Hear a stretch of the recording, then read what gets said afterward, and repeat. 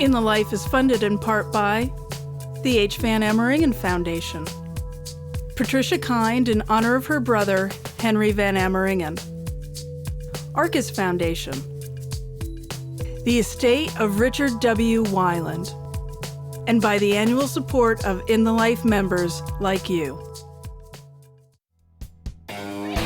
When the LGBT community comes together to have fun and commune with nature, these networks of support often celebrate and change societal perceptions about what it means to be gay.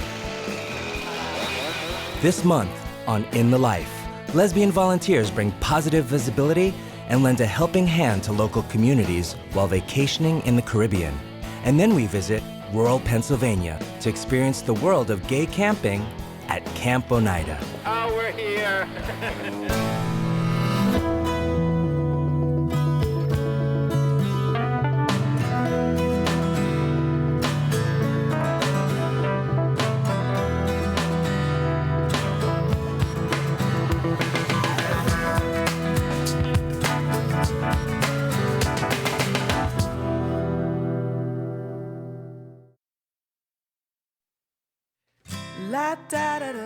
In November 2009, Sweet launched its first eco-friendly lesbian cruise. Companies like Sweet offer LGBT travelers a chance to make a difference in the local communities they visit.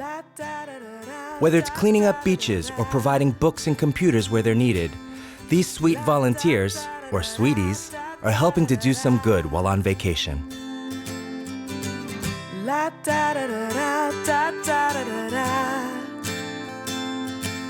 Sweet is a lesbian travel company dedicated to changing the world while we're on vacation.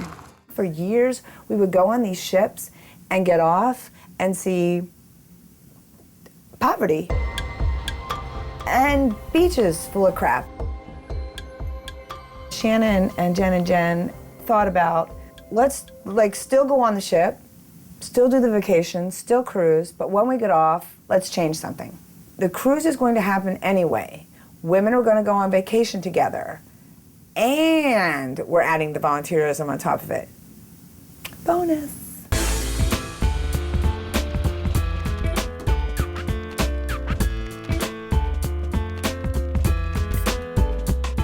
And I got a Spam can from Denmark. Ruda. At the first port of call, Costa Maya, Mexico, 150 Sweeties picked up over 200 giant bags of garbage.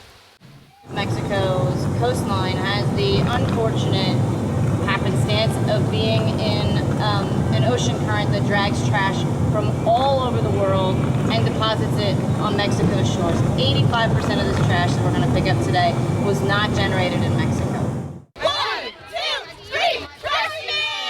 You're not going to believe how much trash is out here. Seriously, it's going to break your heart. Let's take care of it. This is all like crazy dolphin choking material out here. Don't break my heart, Shannon. Okay, it's not nice. It's experiential education, right? When we were on that beach in Costa Maya that first day, and the women are, we're playing a game, collecting trash.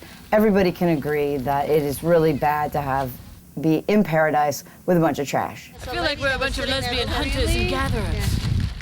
Oh, that baby!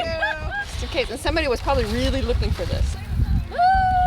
We found all kinds of stuff, and without me having to preach, I don't have to say anything. People are like, I want to be more mindful of my trash. It was made fun. Yeah, we grabbed, some gloves and trash bag and picked up all this debris and got some stickers and some bug bites and all this kind of jazz. And, we're jumping in this awesome water and just the whole, we're all doing it together. And what I really wanted to happen was for the guests to then come to me and say, we can do more, work us harder, do this, do that. You spend most of your life taking away from the planet. And so now I'm proud as an African-American woman and being almost 50 to spend the second part of my life giving back. Shannon and I had a series of conversations about, what we wanted to be when we grew up and what we wanted our lives to look like. We don't have a bunch of money right now, so let's give our time, because time is really the greatest gift that you can give. We are ambassadors when we go on these community service projects.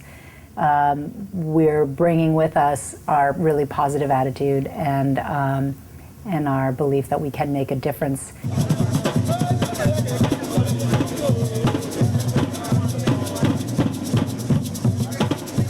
When I came to Belize in 2005, I came out to my Peace Corps staff. I asked them, is it okay and safe to come out as a lesbian in Belize? And they basically told me no, that it would be, in fact, I was informed that it might be to my best interest to tell people I was married and that my husband died. I have been here 4.5 years and I haven't met one out affirmed lesbian. This is the first announced lesbian cruise coming in since then. There have been others, but they don't announce and declare with the port that they're here. So there's press about your lesbian voluntarista status, and I think it's been very positive. While in Belize, Sweet volunteers painted bright cartoon characters on the walls of a children's hospital ward. And across town, other Sweeties painted 3 children's classrooms, read stories to kids, and donated books to the school's library. Thank you very much for being here, and I hope you enjoy your stay. I know it's not doing any tours or anything, but I'm sure you will leave Belize with a sense of great satisfaction. The people who volunteer with us, they feel so good afterwards, and they have so much energy about it. And the thing that we've seen is that it creates a ripple effect throughout the rest of their lives. Like, that's my favorite part of coming home from our cruise, where we did 7 different community service projects, is hearing about the projects that have forked off of that. We had some guests organize a holiday party, and normally they do a gift exchange, and this year they did a bring a book to send to Belize, to build on the library that we created when we were there. This one's going to be in your library too. You have such a big library. I get to hear these stories every day of how this small project that we did, 2 to 4 hours, has led to something much bigger and much more impactful. Are you good on water? All right, glass is the next one. And if we find a bottle, we're supposed to try to look for the country it came from or the company and put it right here. Here's a wooden product. Right. Where's There's paint on it. And there is paint on it. Is this also plastic? In November, we did a beach cleanup. We planted 25 mangrove trees in wetlands devastated by Hurricane Hugo. And we also refurbished a community park.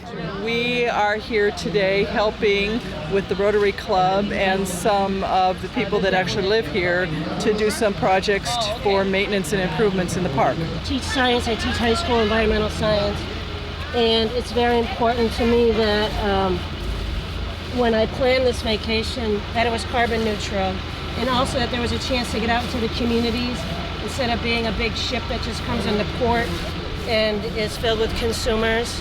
I want it to be part of the producers and to help the individual communities that we came into, and this is the second project that I participated in. I think I'm going to take back a much better sense of my vacation having been more than just personal indulgence. We're going back to Cozumel in September, and they have a whole list of things that they want us to do while we're there. So we're there for a week this September, and we're going to build on those projects. We're going to do some more beach cleanup, and we're going to do some sea turtle habitat restoration, and we're also going to do a baby sea turtle release, and go out and see, we're going to go see if our mangroves are growing. We're going to go see, check out our community park.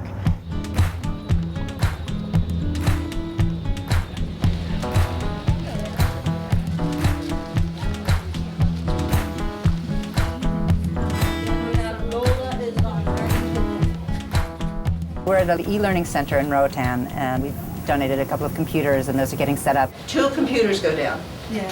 One is under there, one is in my car. They died last week. Your timing couldn't be better to bring 2 computers, so we're really grateful. The problem here is on our island we don't have enough schools for all the children. We have approximately 40,000 school-age children, and less than 25% actually go to school. It's great when you can see a kid say, I learned to read this year, and I am glad that you were here to show me how to do it, and my mom and my father are proud of me. The need is huge, and they need to be bilingual. It's a Spanish country, but it's an English island. So there are all these wonderful facets of our life here. So the learning centers are English and Spanish. The Sweet group was coming to the island, and they wanted to volunteer. I mean, this was totally new. We've never had this, so we said, love it. Yes, please, bring them. The kids, they'll remember the computers, but what they're going to remember is all these crazy gringos who came down and painted and cleaned up and fixed their school. That's huge for them.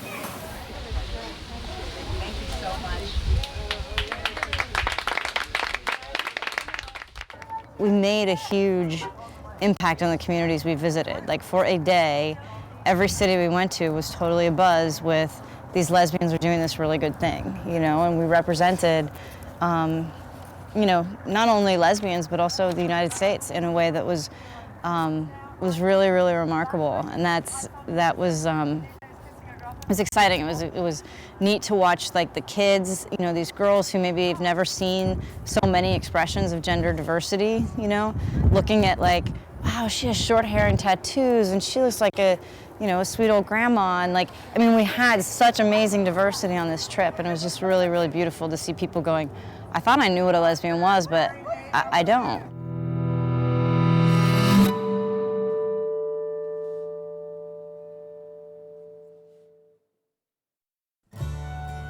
In rural areas all over the United States, there are campgrounds specifically for gay men and lesbians. It's a trend that's blossomed over the past few years with nearly 100 camps around the country. Camp Oneida, located in Pennsylvania, is one of these different kinds of camp.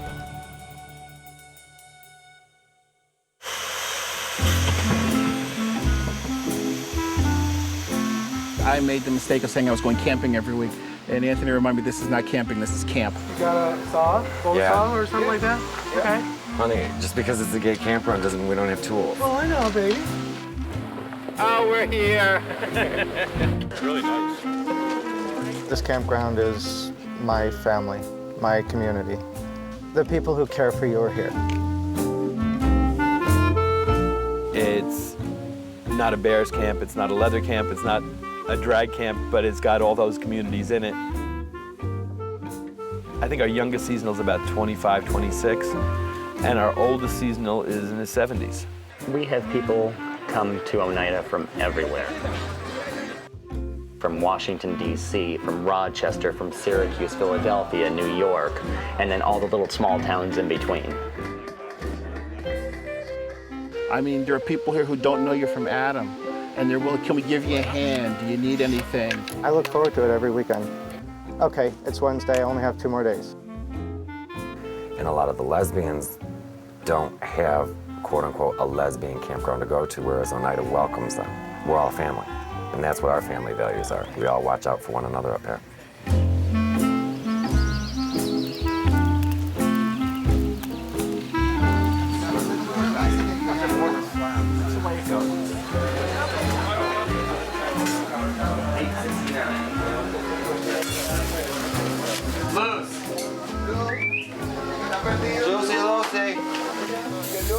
David, yours is up next. Stop your fetches. Put your wine in. I'll give you something to whine about. I think what most people are looking for is the basic need of acceptance. Basic acceptance for who they are, what they do, how they live their life. You know, I was 19 when I came out. I got caught up in the whole bar scene and the whole bar life. You know, everything was a party, no responsibility. Where's it right there? That's the order it's in, so it's after this. I met Thomas in 1993, and we're still together 14 years later. He gave me the little boot in the butt that I needed to put me back on the right path. It's going to be a little bit, just because everybody came at once, so we're cooking as fast as we can cook. I started working here in 2000, and I actually took a very, very huge salary cut because I wanted to make sure this place was always here, because this was our home. Thank you. Yeah, no problem. I think both of us, in a sense, found that little missing link, you know, that little piece to make us complete. and it was family. Grab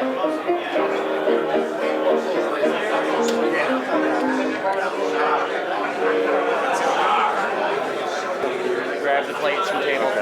Got it. 4, it's Chris. Go to 4.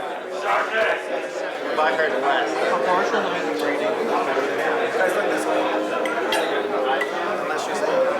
How would you like to do me a little favor? How would you like to lay a few people?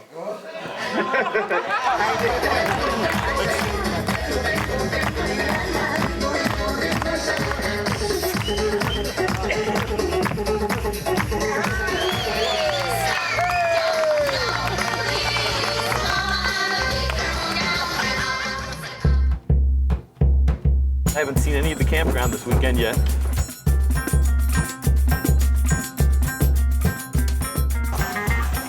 We probably have about 15 golf carts on the campground right now. And we got areas now where just strictly golf cart parking. This is Anthony's site here. Anthony and Kevin. How's the deck going? Hey guys. This is the builder's weekend, huh? I have to move the whole deck out away from the trailer so I can put the supports up to put a roof over it. Yeah, and of course, we had to go to our favorite toy store, Home Depot, the other day, because I said to him, you need a tool. I'm sure you need a power tool, because he uses the power tools, but I like buying power tools. So I guess the trick is we have to move this out a bit, huh? Well, pulling it forward means taking all the supports and everything else out. But it's nice because when it comes time to do the roof, there's a bunch of people. I'm going to have a roof raising party. It's nice to have that sense of community. But even people at camp, I go down and help other people that need help. And many hands make light work. And these people that's what I love about this. They will be here. In a heartbeat. When I say it's time, well, I mean, it might not hurt that I have food and some cocktails mixed up, but they'll be here. Like I always say, you take a gay man into the woods, he redecorates. And we redecorate here. We have a lot of fun here. The style of decorating is very varied. I miss that gene. I don't decorate. Under Orion's starry sky, I lie in the moonlit garden. You can just let it all go. Be as gay as you want, be as silly as you want. Oh, why does it have to? It's almost a necessity to flare it up and kind of be able to express yourself that little bit more that you can't get away with in your own home community. You can see what the person is going to be like just from looking at their site.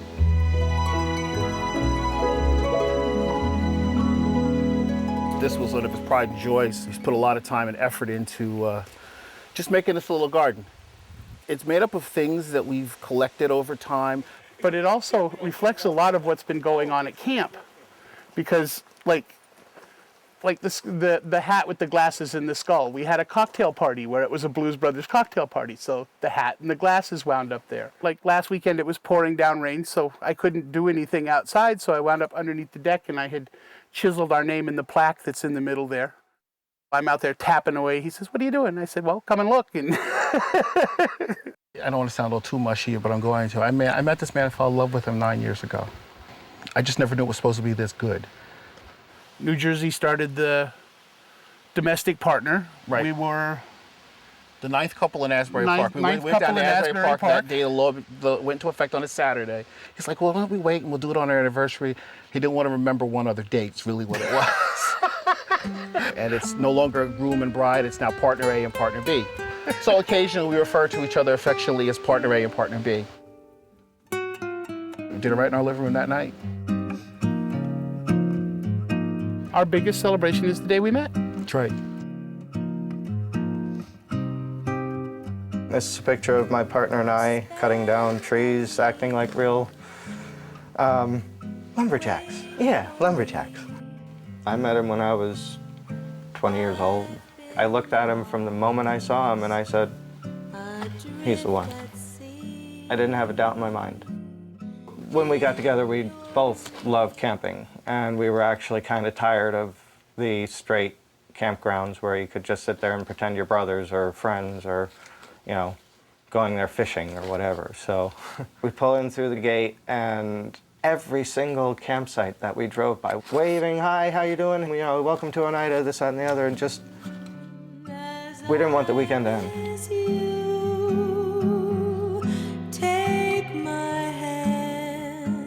He was losing weight, feeling awful. He went from being the most healthy, strong guy to a man who was in so much pain he was in the fetal position crying on the floor. No warning, no nothing. He was diagnosed with cancer.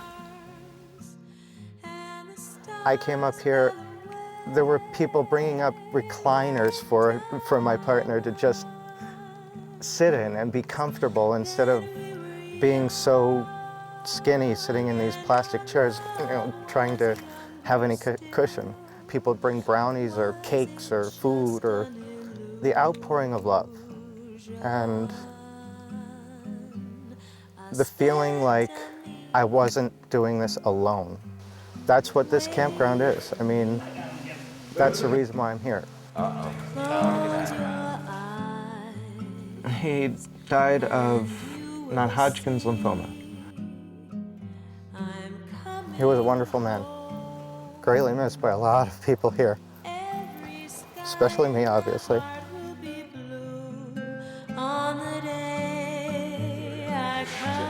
This is good. This is good. I'll take that one. What do you got to do? Just walk under. Are we okay here? Yeah, well, you figure in stilettos, wigs are going to hit right about here. Yeah, you're gonna Like, need to right. flop them right there. Well, some of us aren't garden gnomes, some of us are tall. This weekend would be Masquerade Weekend. This is really the last big hurrah for the season. You know what's gonna drive you crazy? This thing right here, that metal box, that's gonna drive you nuts.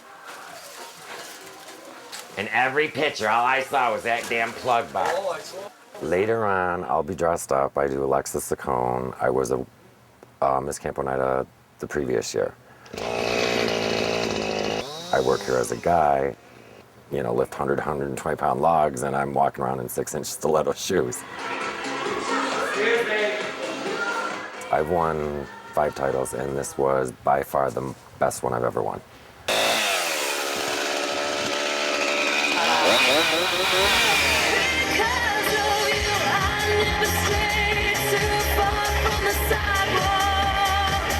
Before I came here, I was always really, really nervous as far as performing. Up here, they gave me the self-confidence to do what I want to do.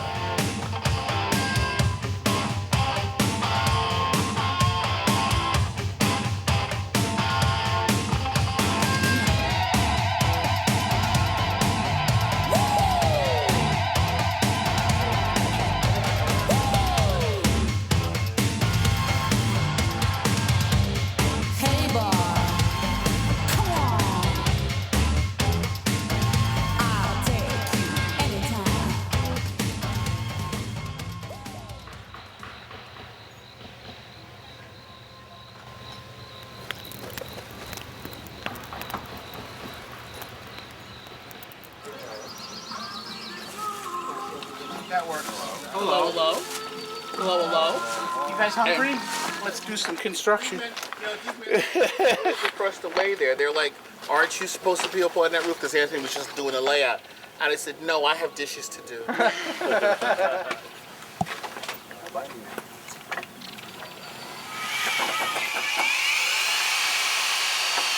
Next spring, it'll come off this way, over the deck.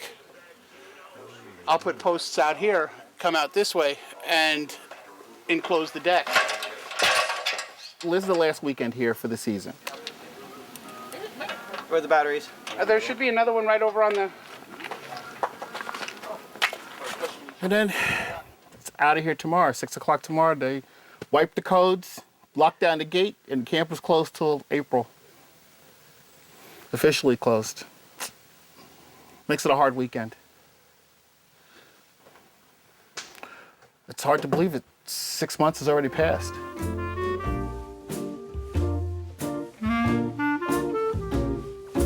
it's gonna be tough not like waking up Thursday saying, what do I have to put in the car for Friday because we're going to camp? So I guess everything in balance. And it's wintertime. It's time to hibernate and get the stuff done at home. We're all friends.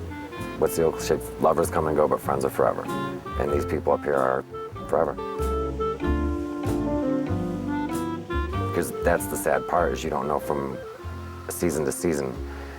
God forbid somebody doesn't come back, so that's why we all try to stay close. It's dark, I cannot see. Why does this rain pour down? I'm gonna drown in a sea of deep confusion. In the beginning, you look and say, oh, it's 6 months, and the next thing you know, it's that 6 months is gone. And then, of course, it starts, and then you blink and it's done, and 6 months have gone by, and those 6 months in the winter seem to just go forever. And you'll find you gotta hold on. Look up to the sky, something's coming up ahead to turn your tears to dew instead. Thank you for watching In the Life.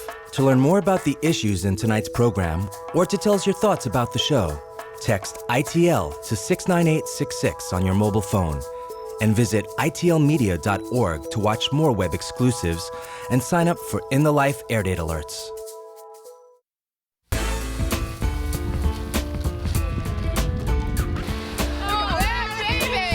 I got a spam can from Denmark. It's a baby doll leg.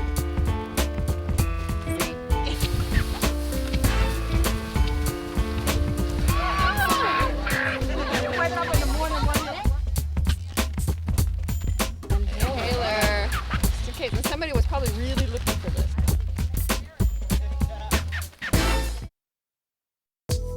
In the Life is funded in part by the H. Van Ameringen Foundation, Patricia Kind in honor of her brother, Henry Van Ameringen, Arcus Foundation, the estate of Richard W. Weiland, and by the annual support of In the Life members like you.